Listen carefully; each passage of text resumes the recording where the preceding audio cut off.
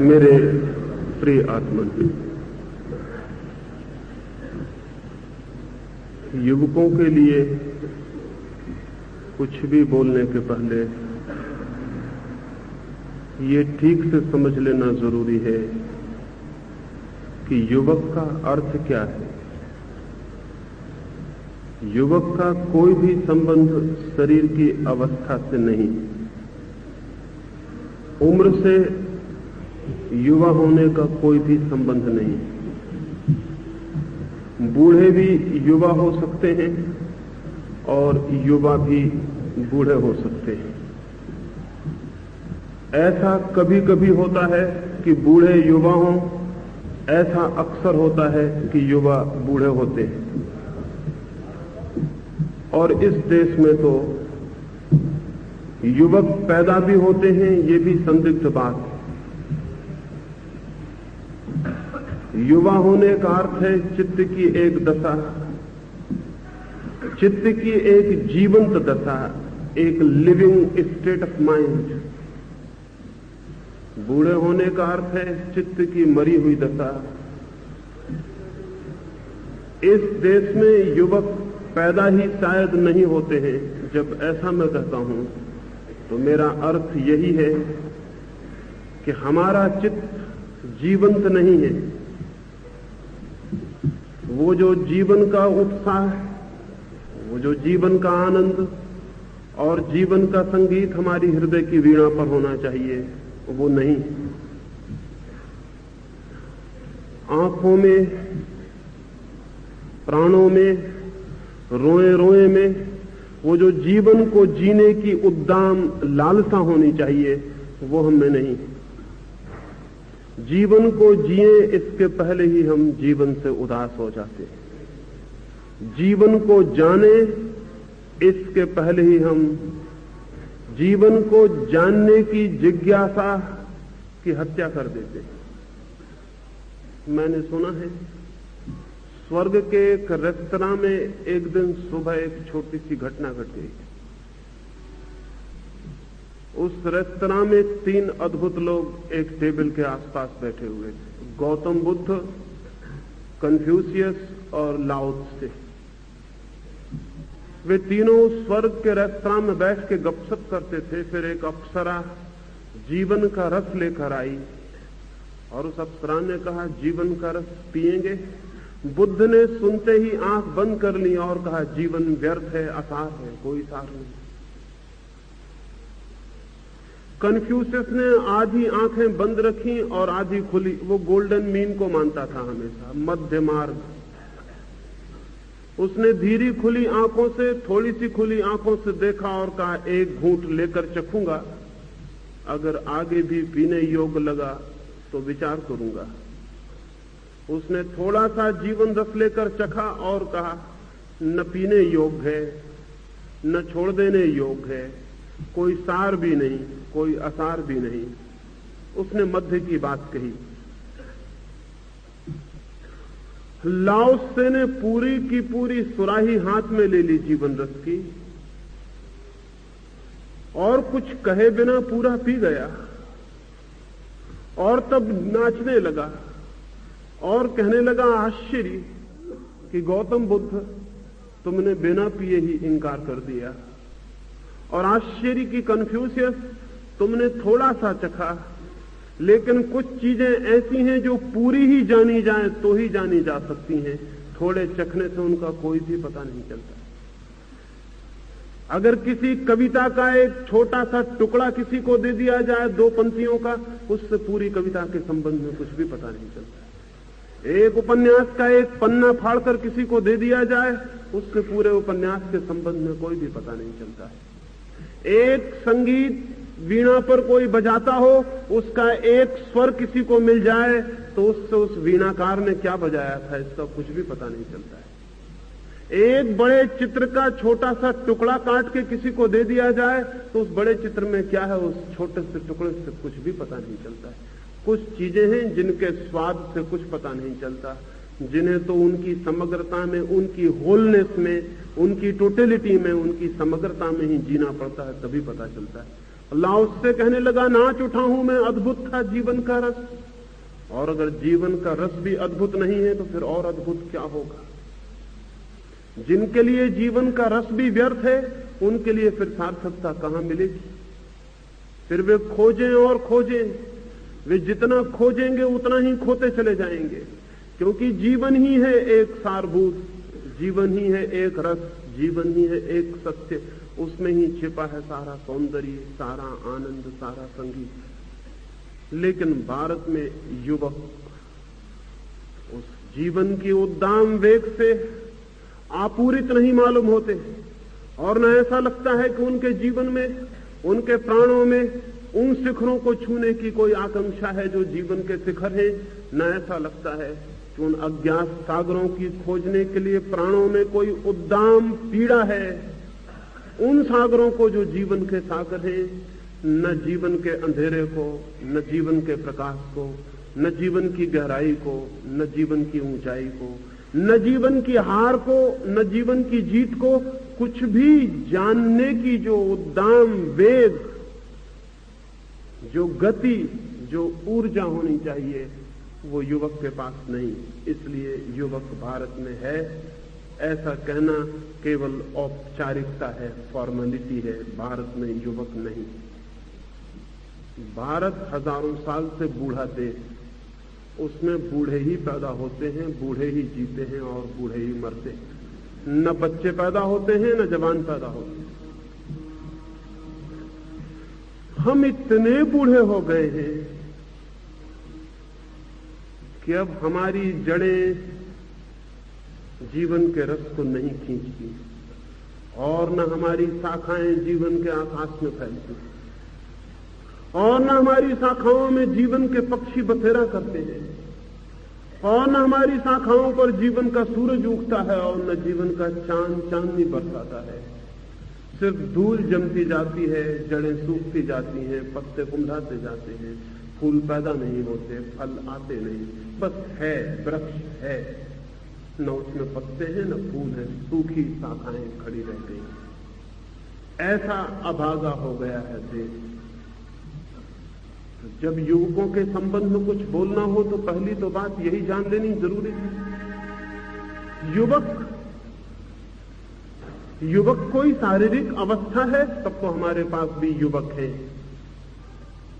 युवक अगर कोई मानसिक दशा है, स्टेट ऑफ माइंड है, तो युवक हमारे पास नहीं।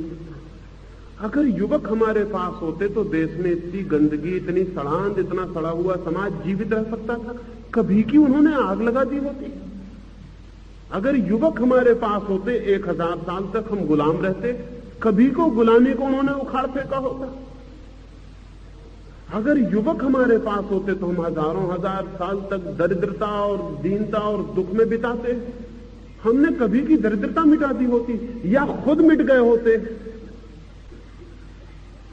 लेकिन नहीं, युवक शायद नहीं। युवक हमारे पास होते तो इतना पाखंड, इतना अंधविश्वास, इतना सुपरस्टिशन चलता है इस देश में, युवक बर्दाश्त करते? 1-1 करोड़ रुपया यज्ञों में जलाने देते युवक अगर मुल्क के पास होते। और अब मैं सुनता हूं कि और भी करोड़ों रुपयों को जलाने का इंतजाम करने के लिए साधु सन्यासी लालायत, और युवक ही जाके चंदा इकट्ठा करेंगे और वॉलंटियर बन के उस यज्ञ को करवाएंगे जहां देश की संपत्ति जलेगी। निपट गमारी में अगर युवक मुल्क में होते तो ऐसे लोगों को क्रिमिनल्स कह के पकड़ के अदालतों में खड़ा किया होता जो मुल्क की संपत्ति को इस भांति बर्बाद करते हो।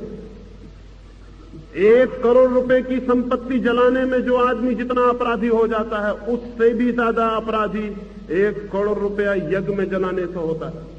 क्योंकि 1 करोड़ रुपए की संपत्ति को जलाने वाला थोड़ा बहुत अपराध भी अनुभव करेगा, यज्ञ में जलाने वाला पायस क्रिमिनल है, पवित्र अपराधी है, उसको अपराध भी मालूम नहीं पड़ता है। लेकिन युवक मुल्क में नहीं है, इसलिए किसी भी तरह की मूढ़ता चलती है, इसलिए मुल्क में किसी भी तरह का अंधकार चलता है। युवकों के होने का सबूत नहीं मिलता देश को देखकर। क्या चल रहा है देश में? युवक किसी भी चीज पर राजी हो जाते हुए मालूम पड़ते हैं। वो युवक कैसा जिसके भीतर विद्रोह न हो, रिबेलियन न हो? युवक होने का मतलब क्या हुआ उसके भीतर? जो गलत के सामने झुक जाता हो उसको युवक कैसे कहे? जो टूट जाता हो लेकिन झुकता ना हो, जो मिट जाता हो लेकिन गलत को बर्दाश्त ना करता हो, वैसी स्पिरिट, वैसी चेतना का नाम ही युवक होना है। टू बी यंग, युवा होने का एक ही मतलब है वैसी आत्मा विद्रोही की जो झुकना नहीं जानती, टूटना जानती है, जो बदलना चाहती है, जो जिंदगी को नई दिशाओं में, नए आयामों पर ले जाना चाहती है, जो जिंदगी को परिवर्तन करना चाहती है। क्रांति की ये उद्दाम आकांक्षा ही युवा होने का लक्षण है। कहां है क्रांति की उद्दाम आकांक्षा? एक विचारक भारत आया था, काउंट केसरलिंग। लौट के उसने एक किताब लिखी है। उस किताब को मैं पढ़ता था तो मुझे बहुत हैरानी होने लगी। उसने एक वाक्य लिखा है जो मेरी समझ के बाहर हो गया, क्योंकि वाक्य कुछ ऐसा मालूम पड़ता था कि जो कि कंट्राडिक्टरी है, विरोधाभासी है। फिर मैंने सोचा छापे खाने की कोई भूल हो गई होगी, तो ख्याल आया कि किताब जर्मनी में छपी है। जर्मनी में छापे खाने की भूलें तो होती नहीं, वो तो हमारे ही देश में होती हैं। यहां तो किताब छपती है, उसके ऊपर 5-6 पन्ने की भूल सुधार वो छपा रहता, और वो 5-6 पन्ने को भी गौर से पढ़िए तो उसमें भी भूलें मिल जाएंगी। कुछ किताब जर्मनी में छपी है, भूल नहीं हो सकती। फिर मैंने गौर से पढ़ा, फिर बार बार सोचा, फिर ख्याल में आया भूल नहीं की है, उस आदमी ने मजाक की। उसने लिखा है कि मैं हिंदुस्तान गया, मैं एक नतीजा लेके वापस आया हूं, India is a rich country where poor people live. Hindustan एक अमीर देश है जहां गरीब आदमी रहते हैं। मैं बहुत हैरान हुआ, ये कैसी बात है? अगर देश अमीर है तो गरीब आदमी क्यों रहते हैं वहां? और देश अगर अमीर है तो वहां के लोग गरीब क्यों हैं? लेकिन वो मजाक कर रहा है। वो ये कह रहा है कि हिंदुस्तान के पास जवानी नहीं है जो कि देश के छिपे हुए धन को प्रकट कर दे और देश को धनवान बना दे। देश में धन छिपा हुआ है लेकिन देश बूढ़ा है, बूढ़ा कुछ कर नहीं सकता। धन खदानों में पड़ा रह जाता है, बूढ़ा भूखा मरता रहता है। धन जमीन में दबा रह जाता है, बूढ़ा भूखा मरता रहता है। देश बूढ़ा है इसलिए गरीब है। देश जवान हो तो गरीब होने का कोई कारण नहीं है। देश के पास क्या कमी है? लेकिन अगर हमें कुछ सूझता है तो हमें एक ही बात सूझती है कि जाओ दुनिया में भीख मांगो, जाओ अमेरिका, जाओ रूस, हाथ फैलाओ सारी दुनिया में। भिखारी होने में हमें शर्म भी नहीं आती, हम जवान हैं। रास्ते पे एक जवान आदमी, स्वस्थ आदमी भीख मांगता हो तो हम उससे कहते हैं कि जवान हो के भीख मांगते हो। और हम कभी नहीं सोचते कि हमारा पूरा मुल्क सारी दुनिया में भीख मांग रहा है तो हमें जवान होने का हक रह जाता है। सड़क पर भीख मांगते आदमी से कोई भी कह देता है जवान होके भीख मांगते हो। हम जानते हैं कि जवान होके भीख मांगना लज्जा से भरी हुई बात, अपमानजनक। जवान को पैदा करना चाहिए। हाँ, बूढ़ा भीख मांगता हो तो हम क्षमा कर सकते हैं, अब उससे आशा नहीं पैदा करने की। सारी दुनिया में हम भीख मांग रहे हैं। 1947 के बाद अगर हमने कोई महान कार्य किया है तो वो यही कि हमने सारी दुनिया में भीख मांगने में सफलता पाई। शर्म भी नहीं आती हमें। दुनिया क्या सोचती होगी कि कितना बूढ़ा देश है, कुछ कर नहीं सकता, सिर्फ भीख मांग सकता। लेकिन उन्हें पता नहीं है कि हम पहले से ही पैदा करने की बजाय भीख मांगने को आदर देते रहे। हिंदुस्तान में जो भीख मांगता है वो आदरत है उससे जो पैदा करता है। ब्राह्मण हजारों साल तक देश में आदरत रहे सिर्फ इसलिए कि वो पैदा नहीं करते और भीख मांगते। और हिंदुस्तान ने बड़े बड़े भिखारी पैदा किए, महापुरुष, बुद्ध से लेकर विनोबा तक सब भीख मांगने वाले महापुरुष। अगर सारा मुल्क भीख मांगने लगा तो हर्ज क्या है? हम सब महापुरुष हो गए हैं, महापुरुषों का देश है, सारा देश महापुरुष हो गया है। हम सारी दुनिया में भीख मांग रहे हैं। भिक्षा वृत्ति बड़ी धार्मिक वृत्ति है। पैदा करने में हिंसा भी होती है, पैदा करने में श्रम भी उठाना पड़ता है। और फिर हम पैदा क्यों करें? जब भगवान ने हमें पैदा कर दिया तो भगवान इंतजाम करे। जिसने चोंच दी है वो चून भी देता है, देगा। हम अपनी चोंच को हिलाते फिरेंगे सारी दुनिया में कि चून दो, क्योंकि क्यों हमें पैदा किया है। और जो हमें भीख देंगे उनको हम गालियां देंगे कि तुम भौतिकवादी हो, यू मटेरियलिस्ट, तुम भौतिकवाद में मरे जा रहे हो। हम आध्यात्मिक लोग हैं। हम इतने आध्यात्मिक हैं कि हम पैदा भी नहीं करते, सिर्फ खाते हैं। खाना आध्यात्मिक काम है, पैदा करना भौतिक काम है। भोगना आध्यात्मिक काम है, श्रम करना आध्यात्मिक लोग कभी नहीं करते। महात्मा कभी श्रम करते? महात्मा कभी श्रम नहीं करते। हीन आत्माएं श्रम करती हैं, महात्मा भोग करते हैं। पूरा देश महात्मा हो गया। 1962 में चीन में अकाल की हालत थी। ब्रिटेन के कुछ भले मानसों ने एक बड़े जहाज पर बहुत सा सामान, बहुत सा भोजन, कपड़े, दवाइयां भर के वहां भेजे। हम अगर होते तो चंदन तिलक लगाकर, फूल मालाएं पहना के उस जहाज की पूजा करते। लेकिन चीन ने उसको वापस भेज दिया और जहाज पर बड़े बड़े अक्षरों में लिख दिया, हम मर जाना पसंद करेंगे लेकिन भीख स्वीकार नहीं कर सकते। शक होता है कि यहां कुछ जवान लोग होंगे। जवान ही ये हिम्मत कर सकता है कि भूखे मरते देश में आया हो भोजन बाहर से और लिख दे जहाज पर कि हम भूखों मर सकते हैं लेकिन भीख नहीं मांग सकते। भूखा मरना इतना बुरा नहीं है, भीख मांगना बहुत बुरा है। लेकिन जवानी हो तो बुरा लगे, भीतर जवान खून हो तो चोट लगे, अपमान हो। हमारा अपमान ही नहीं होता। हम तो शांति से अपमान को झेलते चले जाते हैं। हम बड़े तटस्थ हैं अपमान को झेलने में। कुछ भी हो जाए हम आंख बंद करके झेल लेते हैं। यही तो संतोष का, शांति का लक्षण है कि जो भी हो उसको झेलते रहो, बैठे रहो चुपचाप और झेलते रहो। हजारों साल से देश झेल झेल के मर गया है। तो कैसे हम स्वीकार कर लें कि देश के पास जवान आदमी है, युवक है? युवक देश के पास नहीं। और इसलिए पहला काम तथाकथित युवकों के लिए, जो उम्र से युवक दिखाई पड़ते हैं, वो ये है कि वो मानसिक यौवन को पैदा करने की देश में चेष्टा करें। वे शरीर के यौवन को मान के तृप्त न हो जाएं।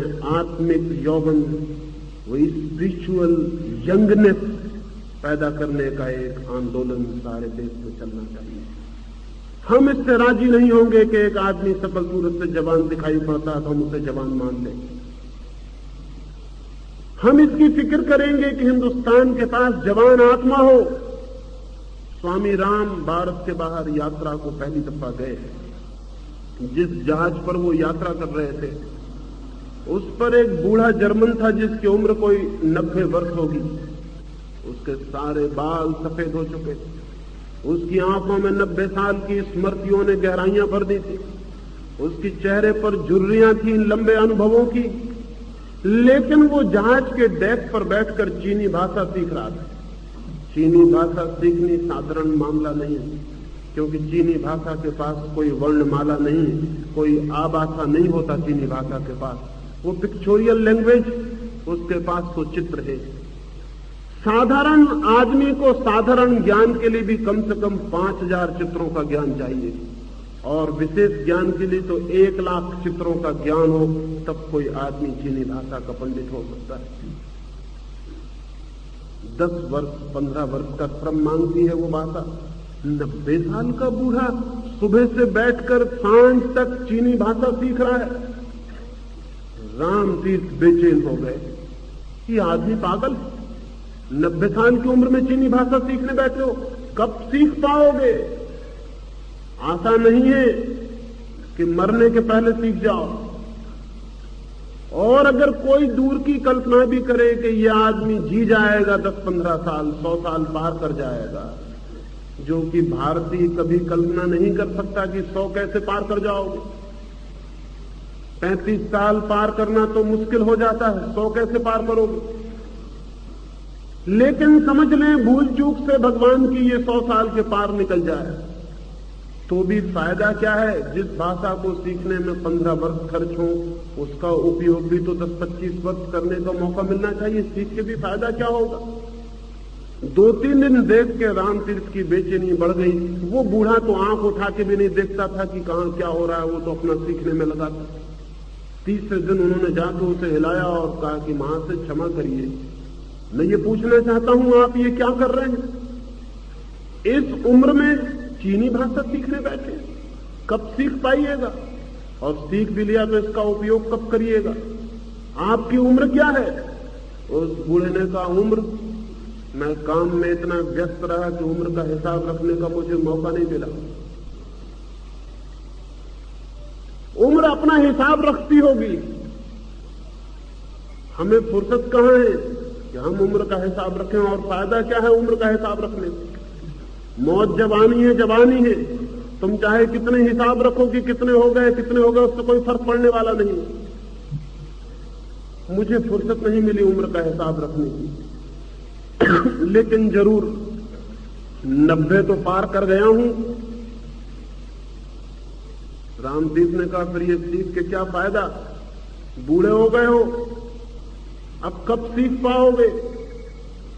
उस बूढ़े आदमी ने क्या कहा। उस बूढ़े आदमी ने कहा मरने का मुझे ख्याल नहीं आता जब तक मैं सीख रहा हूं। जब सीखना खत्म हो जाएगा तब सोचूंगा मरने की बात। अभी तो सीखने में जिंदगी लगी है, अभी तो मैं बच्चा हूं क्योंकि मैं सीख रहा हूं। बच्चे सीखते हैं, लेकिन उस बूढ़े ने कहा कि मैं चूंकि सीख रहा हूं इसलिए बच्चा हूं।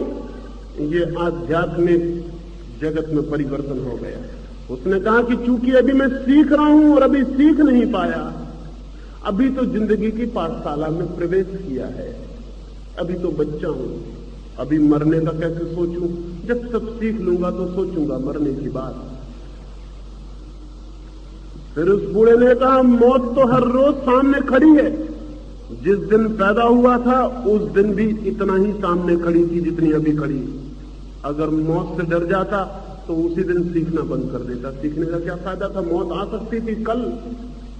लेकिन 90 साल का अनुभव मेरा कहता है कि मैं 90 साल मौत को जीता हूं। रोज मौत का डर रहा कि कल आ जाएगी, लेकिन आई नहीं।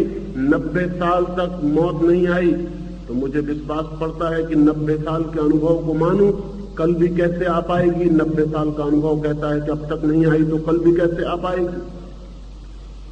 अनुभव को मानता हूं। 90 साल तक डर फिजूल था। वो बूढ़ा पूछने लगा रामतीर्थ से कि आपकी उम्र क्या है। रामतीर्थ तो घबरा ही आए थे उसकी बात सुन के। उनकी उम्र केवल 30 वर्ष थी। उस बूढ़े ने कहा तुम्हें देखकर, तुम्हारे भय को देखकर मैं कह सकता हूं कि भारत बूढ़ा क्यों हो गया। 30 साल का आदमी मौत की सोच रहा था, मर गया। मौत की सोचता ही कोई तब है जब मर जाता है। 30 साल का आदमी सोचता है कि सीखने से क्या फायदा, मौत करीब आ रही है। यह आदमी जवान नहीं रहा। उस बूढ़े ने कहा मैं समझ गया कि भारत बूढ़ा क्यों हो गया है, इन्हीं गलत धारणाओं के कारण। भारत को एक युवा अध्यात्म चाहिए। युवा अध्यात्म, बूढ़ा अध्यात्म हमारे पास बहुत है। हमारे पास ऐसा अध्यात्म है जो बूढ़ा करने की कीमिया है, केमिस्ट्री है। हमारे पास ऐसी आध्यात्मिक तरकीबें हैं कि किसी भी जवान के आसपास उन तरकीबों का उपयोग करो वो फौरन बूढ़ा हो जाए। हमने बूढ़ा होने का राज खोज लिया है, सीक्रेट खोज लिया है। बूढ़े होने के राज क्या है? बूढ़े होने का राज है जीवन पर ध्यान मत रखो, मौत पर ध्यान रखो। पहला सीक्रेट। जिंदगी पर ध्यान मत देना, ध्यान रखना मौत का। जिंदगी की खोज मत करना, खोज करना मोक्ष की। इस पृथ्वी की फिक्र मत करना, फिक्र करना परलोक की, स्वर्ग की। ये बूढ़े होने का पहला सीक्रेट। जिन जिन को बूढ़ा होना हो इसको नोट कर ले। कभी जिंदगी की तरफ मत देखना। अगर फूल खिल रहा हो तो तुम खिलते फूल की तरफ मत देखना, तुम बैठ के सोचना कि जल्दी ही ये मुरझा जाएगा। ये तरकीब है।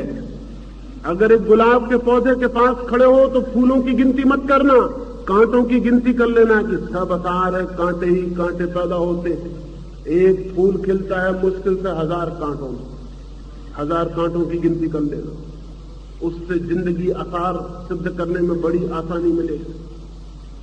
अगर दिन और रात को देखो तो ऐसा कभी मत देखना कि 2 दिनों के बीच में एक रात है। हमेशा ऐसा देखना कि 2 रातों के बीच में एक छोटा सा दिन है। बूढ़े होने की तरकीब कह रहा हूं। जिंदगी में जहां जहां अंधेरा हो उसको मैग्नीफाई करना, बड़ा दिखाने वाला कांच अपने पास रखना। जहां अंधेरा दिखाई पड़े फौरन मैग्नीफाई ग्लास लगा देना, बड़ा भारी अंधेरा देखना।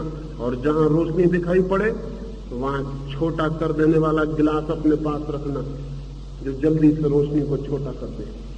जहां फूल दिखाई पड़े गिनती मत करना, फौरन सोच लेना कि फूल क्या रखा है फूल में, क्षण भंगुर है, अभी खिला है, अभी मुरझा जाएगा। कांटा स्थायी है, शाश्वत है, सनातन है, न कभी खिलता है न कभी मुरझाता है, हमेशा है। इन बातों पर ध्यान देने से आदमी बड़ी जल्दी बूढ़ा हो जाता है। मैंने सुना है कि न्यूयॉर्क की एक 100वीं मंजिल से एक आदमी गिर रहा था। 100वीं मंजिल से वो आदमी गिर रहा था। जब वो 50वीं मंजिल के पास से गुजर रहा था खिड़की के, तो एक आदमी ने ध्यान से उससे चिल्ला के पूछा कि दोस्त क्या हाल है? उसने कहा अभी तक तो सब ठीक है। यह आदमी गड़बड़ आदमी, यह आदमी जवान होने का ढंग जानता है लेकिन ये ठीक नहीं है। उस आदमी ने कहा अभी तक सब ठीक है। अभी जमीन तक पहुंचे नहीं, जब पहुंचेंगे तब देखेंगे। अभी 50वीं खिड़की तक सब ठीक चल रहा है। ओके, यह आदमी जवान होने की तरकीब जानता है, लेकिन हमको ऐसी तरकीबें कभी नहीं सीखना चाहिए। हमें तो बूढ़े होने के रास्ते पर चलना चाहिए। बूढ़ा होने का रास्ता, पहली बात, कभी जिंदगी में जो सुंदर हो उसकी तरफ ध्यान मत देना, जो असुंदर हो उसको खोजबीन करना। अगर किसी गांव में आप जाएं और कोई आदमी आके कहे कि फला आदमी बहुत बड़ा संगीतज्ञ, इतनी अद्भुत बांसुरी बजाता है, तो फौरन उससे कहना कि वो बांसुरी क्या खाक बजाएगा, वो आदमी चोर है, बेईमान है, बांसुरी कैसे बजा सकता है? आप धोखे में पड़ गए होंगे। वो आदमी पक्का चोर बेईमान है, वो बांसुरी नहीं बजा सकता। ये बूढ़े होने की तरकीब। अगर जवान आदमी उस गांव में जाएगा और कोई उससे कहेगा उस आदमी को जानते हैं वो बड़ा चोर बेईमान है, तो जवान आदमी कहेगा ये कैसे हो सकता है कि वो चोर और बेईमान है? मैंने उसे बड़ी सुंदर बांसुरी बजाते देखा है। इतनी अद्भुत जो बांसुरी बजाता है वो चोर नहीं हो सकता। बूढ़े के जिंदगी को देखने का ढंग है दुखद को देखना, अंधेरे को देखना, मौत को देखना, कांटे को देखना।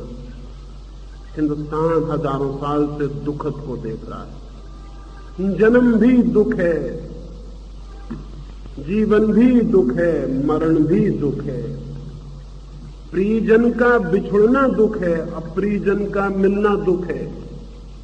सब दुख है।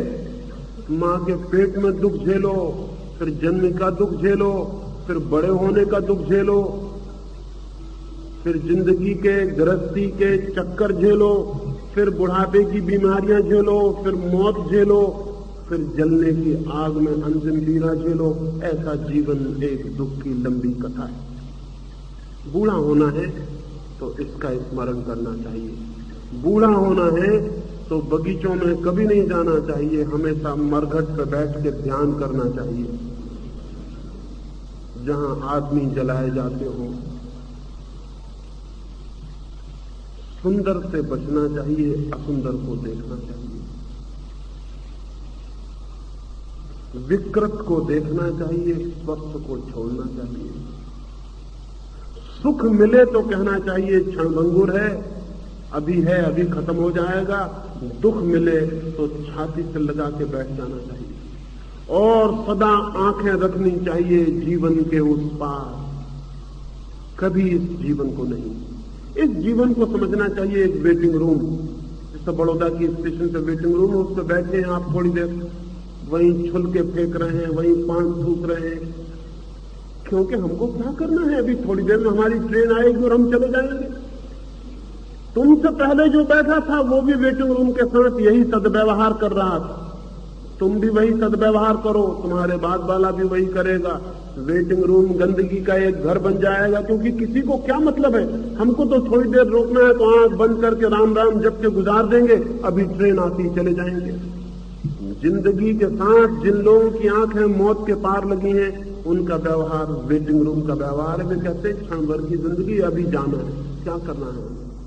हिंदुस्तान के संत महात्मा यही समझा रहे हैं लोगों को, क्षणभंगुर है जिंदगी, इसकी माया मोह में मत पड़ना, ध्यान वहां रखना मौत पर, आगे मौत के बाद। इस छाया में सारा देश बूढ़ा हो गया।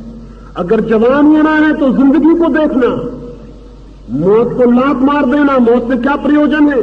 जब तक जिंदा है तब तक जिंदा है, तब तक मौत नहीं है।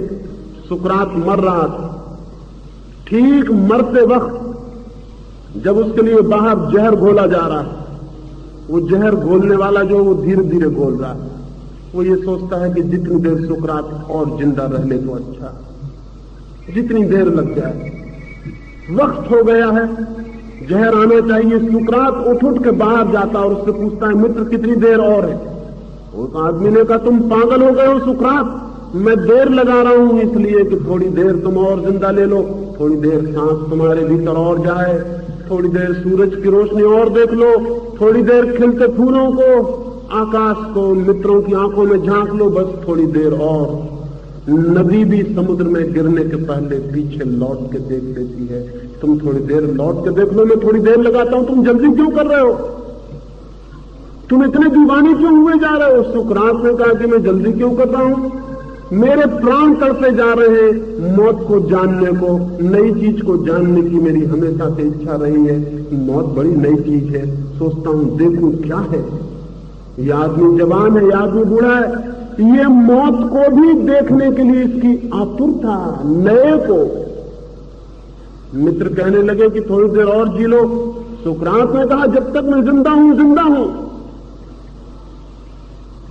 मैं ये देखना चाहता हूं कि जहर पीने पर मरता हूं कि जिंदा ही रहता हूं। लोगों ने कहा अगर मर गए, तो उसने कहा जब मर ही गए तो फिक्र ही खत्म हो गई, क्योंकि हम है ही नहीं, चिंता का कोई कारण न रहा।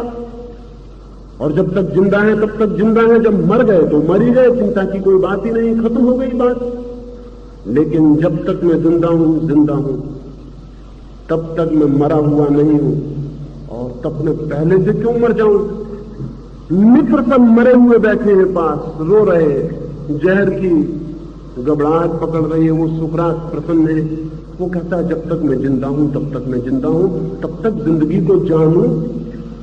और मैं सोचता हूं कि शायद मौत भी जिंदगी में एक घटना होगी तो उसको भी जानूं। सुकरात को बूढ़ा नहीं किया जा सकता, मौत सामने खड़ी हो जाए तो भी वो बूढ़ा नहीं होता, और हम जिंदगी सामने खड़ी रहती और बूढ़े हो जाते। ये रुख भारत में युवा मस्तिष्क को पैदा नहीं होने देता है। जीवन का दुखद, जीवन का विषादपूर्ण चित्र फाड़ के फेंक दो, आग लगा दो उसमें, और जो भी जिंदगी के दुख और जिंदगी के विषाद को बढ़ा चढ़ा के बतलाते हैं, जिंदगी के दुश्मन हैं। देश में युवा को पैदा होने देने में दुश्मन है, वो युवक को पैदा होने के पहले बूढ़ा बना देते हैं। अभी मैं कुछ दिन पहले भावनगर था, एक छोटी सी लड़की ने 13-14 साल की उम्र उसकी, उसने मुझे आके कहा कि मुझे आवागमन से छुटकारे का रास्ता बताइए। 13-14 साल की लड़की कहती है मुझे आवागमन से कैसे छूटूं, फिर इस मुल्क में कैसे जवानी पैदा होगी। 13-14 साल की लड़की बूढ़ी हो गई, वो कहती कि मैं मुक्त कैसे हूं, जीवन से छूटने का विचार करने लगी। अभी जीवन के द्वार पर उसने थपकी भी नहीं दी, अभी जीवन की खिड़की भी नहीं खुली, अभी जीवन की वीणा भी नहीं बजी, अभी जीवन के फूल भी नहीं खिले। वो द्वार के बाहर ही पूछने लगी, छुटकारा, मुक्ति, मोक्ष कैसे मिलेगा? जहर डाल दिया होगा किसी ने उसके दिमाग में, माँ बाप ने, गुरुओं ने, शिक्षकों ने उसको पाजनत किया। उसकी जवानी पैदा नहीं होगी, अब वो बूढ़ी ही जिएगी। उसका विवाह भी होगा तो वो एक बूढ़ी औरत का विवाह है, एक जवान लड़की का नहीं। उसके घर के द्वार पर शहनाइयां बजेंगी तो एक बूढ़ी औरत सुनेगी उन शहनाइयों को, एक जवान लड़की नहीं। उन शहनाइयों से भी मौत की आवाज सुनाई पड़ेगी, जीवन का संगीत नहीं। वो बूढ़ी हो गई। पहली बार अगर बूढ़े होना है तो मौत पर ध्यान रखना, जीवन पर नहीं। और अगर जवान होना है तो मौत को लात मार देना, वो जब आएगी तब मुकाबला कर लेंगे उसके। जब तक जीते हैं तब तक पूरी तरह से जिएंगे, उसकी टोटलिटी में जीवन के रस को खोजेंगे, जीवन के आनंद को खोजेंगे। रविन्द्रनाथ मर रहे, एक मित्र, बूढ़े मित्र आए और उन्होंने कहा कि अब मरते वक्त भगवान से प्रार्थना कर लो कि अब दोबारा जीवन में न भेजे। अब आखिरी वक्त प्रार्थना कर लो कि अब आवागमन से छुटकारा हो जाए, अब इस पाप, इस गंदगी में, इस चक्कर में ना आना पड़े। रविन्द्रनाथ ने कहा, क्या कहते हैं आप? मैं और ये प्रार्थना करूं? मैं तो मनी मन ये कह रहा हूं कि प्रभु अगर तूने मुझे योग्य पाया तो बार बार तेरी पृथ्वी पे भेज देना। बड़ी रंगीन थी, बड़ी सुंदर थी, ऐसे फूल मैंने देखे, ऐसे चांद, ऐसे तारे, ऐसी आंखें, ऐसा सुंदर चेहरे कि मैं दंग रह गया हूं, मैं हैरान हो गया हूं, मैं आनंद से भर गया हूं। अगर तूने मुझे योग्य पाया हो तो हे परमात्मा बार बार इस दुनिया में मुझे भेज देना। मैं तो ये प्रार्थना कर रहा हूं।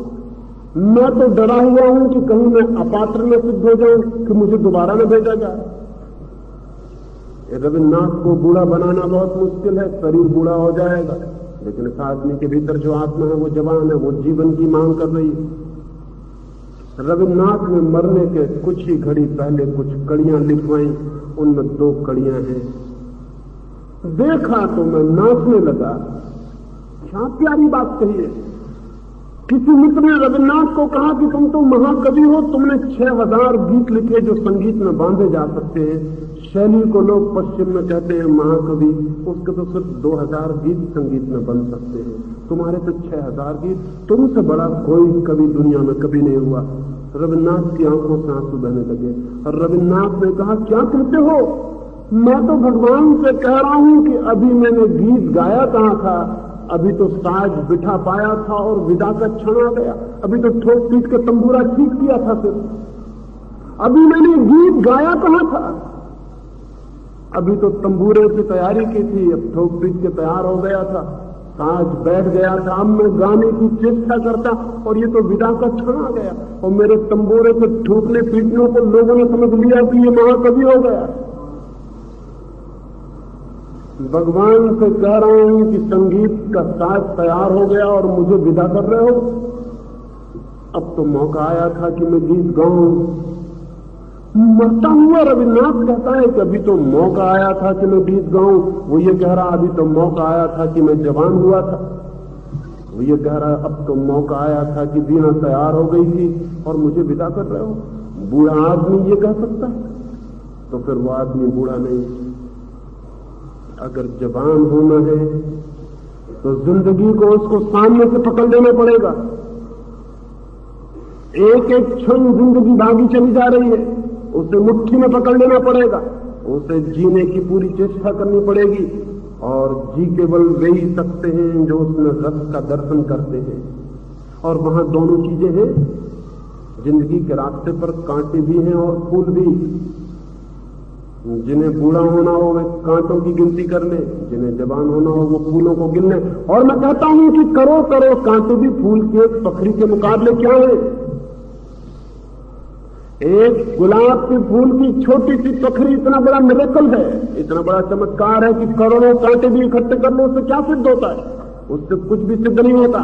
उससे सिर्फ इतना ही सिद्ध होता है कि बड़ी अद्भुत है ये दुनिया, जहां इतने कांटे हैं वहां भी मखमल जैसा गुलाब का फूल पैदा हो सकता है। उससे सिर्फ इतना सिद्ध होता है और कुछ भी सिद्ध नहीं होता। लेकिन ये देखने की दृष्टि पर निर्भर है कि हम कैसे देखते। पहली बात, जिंदगी पर ध्यान चाहिए, मेडिटेशन ऑन लाइफ, मौत पर नहीं, तो आदमी जवान से जवान होता चला जाता है।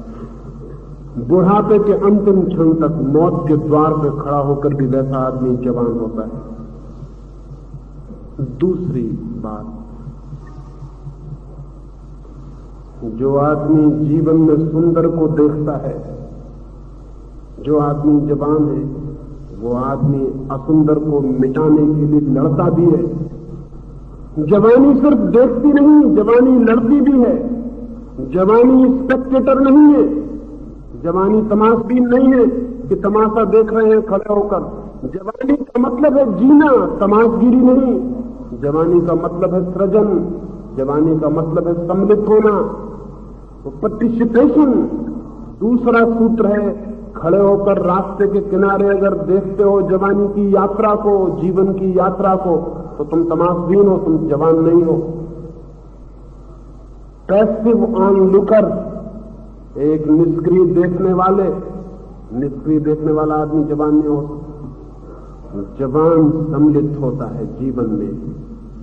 और जिस आदमी को सौंदर्य से प्रेम है, जिस आदमी को जीवन के रस और आनंद से प्रेम है, जिस आदमी को जीवन का आह्लाद है, वो जीवन को आह्लादित बनाने के लिए श्रम करता है, सुंदर बनाने के लिए श्रम करता है।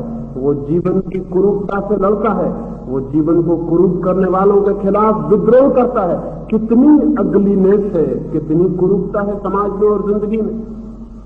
अगर तुम्हें प्रेम है सौंदर्य से, तो एक युवक एक सुंदर लड़की की तस्वीर लेकर बैठ जाए और पूजा करने लगे, एक युवती एक सुंदर युवक की तस्वीर लेकर बैठ जाए और कविताएं करने लगे, इतने से जवानी का काम पूरा नहीं हो जाता। सौंदर्य के प्रेम का मतलब है सौंदर्य को पैदा करो, क्रिएट करो, जिंदगी को सुंदर बनाओ। आनंद के उपलब्धि और आनंद की आकांक्षा का अर्थ है आनंद को दिखाओ। फूलों को चाहते हो तो फूलों को पैदा करने की चेष्टा में संलग्न हो जाओ। जैसा तुम चाहते हो जिंदगी को, वैसा जिंदगी को बनाओ। जवानी मांग करती है कि तुम कुछ करो, खड़े होकर देखते मत रहो। हिंदुस्तान की जवानी तमाशबीन, हम देखते रहते हैं खड़े होकर जीवन का, जैसे कोई जुलूस जा रहा है। पैसे रुके हुए देख रहे हैं, कुछ भी हो रहा है, सारे मुल्क में कुछ भी हो रहा है, शोषण हो रहा है, जवान खड़ा हुआ देख रहा है, अन्याय हो रहा है, जवान खड़ा हुआ देख रहा है, बेवकूफियां हो रही हैं, जवान खड़ा देख रहा है, बुद्धिहीन लोग देश को नेतृत्व दे रहे हैं, जवान खड़ा हुआ देख रहा है, जड़ता धर्मगुरु बन के बैठी है, जवान खड़ा हुआ देख रहा है। सारे मुल्क के जीवन को नष्ट किया जा रहा है और जवान खड़ा हुआ देख रहा है। ये कैसी जवानी? क्रूरता से लड़ना पड़ेगा, असौंदर्य से लड़ना पड़ेगा, शोषण से लड़ना पड़ेगा, जिंदगी को विकृत करने वाले तत्वों से लड़ना पड़ेगा, जिंदगी के खून को पीने वाले तत्वों से लड़ना पड़ेगा। तो आदमी जवान सागर की लहरों पर जीता है, फिर तूफानों में जीता है, फिर आकाश में उसकी उड़ान होनी शुरू होती। लेकिन क्या लड़ोगे तुम? व्यक्तिगत लड़ाई ही नहीं है, कोई सामूहिक लड़ाई की तो बात अलग है, कोई फाइट नहीं। और बिना फाइट के, बिना लड़ाई के जवानी निखरती नहीं। जवानी सदा लड़ती है और निखरती है, जितना लड़ती है उतना निखरती है। सुंदर के लिए, सत्य के लिए, शिव के लिए जवानी जितनी लड़ती है उतनी निखरती है। लेकिन क्या लड़ोगे? तुम्हारे पिता आ जाएंगे, तुम्हारी गर्दन में रस्सी डाल के कहेंगे इस लड़की से विवाह कर लो, और तुम घोड़े पे बैठ जाओगे, तुम जवान हो। और तुम्हारे बाप जाके कहेंगे कि 10,000 रुपया लेंगे इस लड़की से, और तुम मजे से मन में गिनती करोगे कि 10,000 में स्कूटर खरीदें कि क्या करें, तुम जवान हो। ऐसी जवानी दो घोड़ी की जवानी है।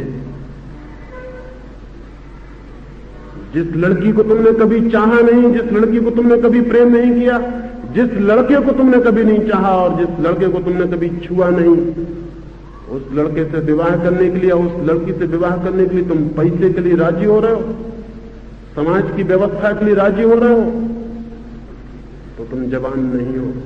तुम्हारी जिंदगी में कभी भी वे फूल नहीं खिलेंगे जो युवा मस्तिष्क जानता है। तुम कभी उन आकाश को नहीं छुओगे जो युवा मस्तिष्क छूता है। तुम हो ही नहीं, तुम एक मिट्टी के लौंदे हो जिसको कहीं भी सरकाया जा रहा हो, कहीं भी लिया जा रहा है। तुम चुपचाप मानते चले जा रहे हो कुछ भी। न तुम्हारे मन में संदेह है, न जिज्ञासा है, न संघर्ष है, न पुकार है, न पूछ है, न इंक्वायरी है कि क्या हो रहा है। कुछ भी हो रहा है, हम देख रहे हैं खड़े होकर। नहीं, ऐसे नहीं जवानी पैदा होती। इसलिए दूसरा सूत्र तुमसे कहता हूं और वो ये कि जवानी संघर्ष से पैदा होती है। जवानी संघर्ष से पैदा होती है। संघर्ष गलत के लिए भी हो सकता है और तब जवानी कुरूप हो जाती है। संघर्ष बुरे के लिए भी हो सकता है, तब जवानी विकृत हो जाती है। संघर्ष अंधेरे के लिए भी हो सकता है, तब जवानी आत्मघात कर देती है। लेकिन संघर्ष जब सत्य के लिए, सुंदर के लिए, श्रेष्ठ के लिए होता है, संघर्ष जब परमात्मा के लिए होता है, संघर्ष जब जीवन के लिए होता है, तब जवानी सुंदर, स्वस्थ, सत्य होती चली जाती है। हम जिसके लिए लड़ते हैं वही हम हो जाते हैं, इसे ध्यान में रख लेना। हम जिसके लिए लड़ते हैं अंततः हम वही हो जाते हैं। लड़ो सुंदर के लिए और तुम सुंदर हो जाओगे, लड़ो सत्य के लिए और तुम सत्य हो जाओगे, लड़ो श्रेष्ठ के लिए और तुम श्रेष्ठ हो जाओगे। और मत लड़ो, तुम खड़े खड़े सड़ोगे और मर जाओगे और कुछ भी नहीं होगा। जिंदगी संघर्ष और जिंदगी संघर्ष से ही पैदा होती। फिर जैसा हम संघर्ष करते हैं हम वैसे ही हो जाते हैं। हिंदुस्तान में कोई लड़ाई नहीं है, कोई लड़त, कोई फाइट नहीं है। हिंदुस्तान के मन में कोई भी लड़ाई नहीं, सब कुछ हो रहा है, अजीब हो रहा है। हम सब जानते हैं, देखते हैं, सब हो रहा है और होने दे रहे हैं। अगर हिंदुस्तान की जवानी खड़ी हो जाए तो हिंदुस्तान में फिर ये सब नासमझियां नहीं हो सकती जो हो रही, एक आवाज में टूट जाएंगी। क्योंकि जवान नहीं है इसलिए कुछ भी हो रहा है। तो मैं ये दूसरी बात कहता हूं, लड़ाई के मौके खोजना, सत्य के लिए, सच्चाई के लिए, ईमानदारी के लिए। अगर अभी नहीं लड़ सकोगे तो बुढ़ापे में कभी नहीं लड़ सकोगे। अभी तो मौका है कि ताकत है, अभी मौका है कि शक्ति है, अभी मौका है कि अनुभव ने तुम्हें बेईमान नहीं बनाया है। अभी तुम निर्दोष हो, अभी तुम लड़ सकते हो, अभी तुम्हारे भीतर आवाज उठ सकती है कि ये गलत। जैसे जैसे उम्र बढ़ेगी अनुभव बढ़ेगा, चालाकी बढ़ेगी। अनुभव से ज्ञान नहीं बढ़ता, सिर्फ कनिंगनेस बढ़ती है, सिर्फ चालाकी बढ़ती है। अनुभवी आदमी चालाक हो जाता है, उसकी लड़ाई कमजोर पड़ जाती है, वो अपना हित देखने लगता है, हमें क्या मतलब है, अपनी फिक्र करो, इतनी बड़ी दुनिया की झंझट में मत पड़ो। जवान आदमी जूझ सकता है, अभी उसे कुछ पता नहीं, अभी उसे अनुभव नहीं है चालाकियों का। इसके पहले की चालाकियों में तुम दीक्षित हो जाओ और तुम्हारे उपकुलपति और तुम्हारे शिक्षक और तुम्हारे माँ बाप दीक्षांत समारोह में तुम्हें चालाकियों का सर्टिफिकेट दे दे, उसके पहले लड़ना, शायद लड़ाई तुम्हारी जारी रहे तो तुम चालाकियों में नहीं जीवन के अनुभवों में दीक्षित हो जाओ, और शायद लड़ाई तुम्हारी जारी रहे तो वो जो छिपी है भीतर आत्मा वो निखर आए, वो प्रकट हो जाए, उसके दर्शन तुम्हें हो जाए। और जिस दिन कोई आदमी अपने भीतर छिपे हुए जीवन का पूरा अनुभव करता है उसी दिन पूरे अर्थों में जीवित होता है। और मैं कहता हूं जो आदमी एक दफे एक क्षण को भी पूरे अर्थों में जीवन का रस जान लेता है उसकी फिर कोई मृत्यु कभी नहीं होती, वो अमृत से संबंधित हो जाता है। युवा होना अमृत से संबंधित होने का मार्ग है। युवा होना आत्मा की खोज है, युवा होना परमात्मा के मंदिर पर प्रार्थना है। ये थोड़ी सी बातें मैंने कही, मेरी बातों को इतने प्रेम से सुना उससे बहुत अनुग्रहित हूं। और अंत में तुम सबके भीतर बैठे परमात्मा के लिए प्रणाम करता हूं, मेरे प्रणाम स्वीकार।